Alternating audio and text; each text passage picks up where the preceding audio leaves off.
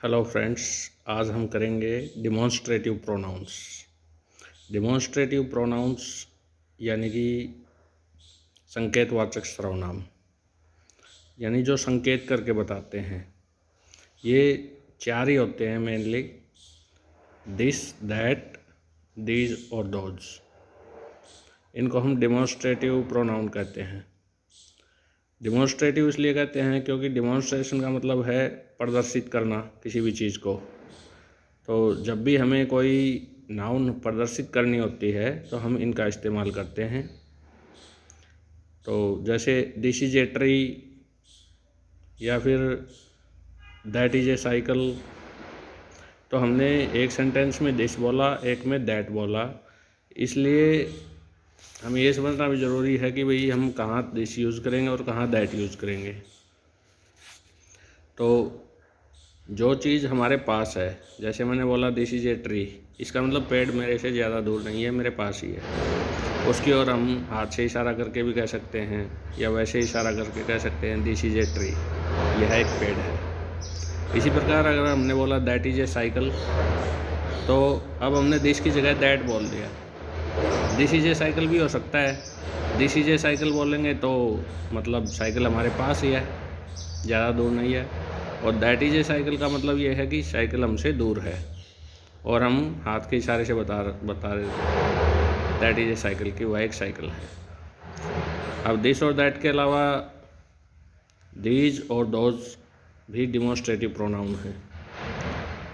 फ़र्क इतना ही है कि दिस सिंगुलर नाउन को दिखाने के लिए यूज़ किया जाता है और दीज का प्रयोग प्लूरल नाउन के लिए।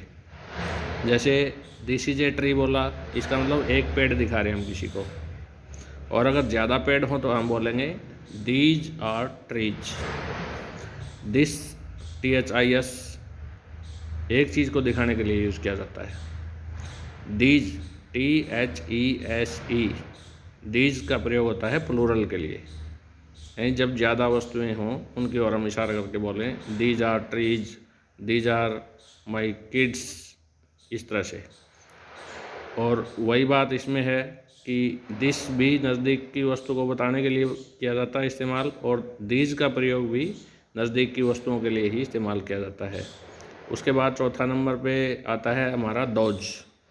तो जैसे दिस और दैट में डिफरेंस हमने समझा था, उसी तरह से दीज और दोज में भी सेम वही डिफरेंस है कि अगर चीज़ें हमारे पास नहीं हैं, दूर हैं, तो हम उनको दोज से दर्शाएंगे। जैसे those are students, those are dogs, those are trees. इसमें जितने भी नाउन्स हमने बोले हैं वो सब हमसे दूर हैं। एक चीज़ के लिए दिस या दैट और एक से ज़्यादा चीज़ों के लिए दीज और दोज। तो और ये भी समझना ज़रूरी है कि नज़दीक की चीज़ों के लिए दिस और दीज का इस्तेमाल करेंगे, दूर की चीज़ों के लिए दैट और दोज का। तो दिस और दैट सिंगुलर नाउन्स को बताने के लिए और दोज और दीज वो प्लूरल नाउन्स को बताने के लिए। ये सिर्फ संकेत के लिए इस्तेमाल किए जाते हैं।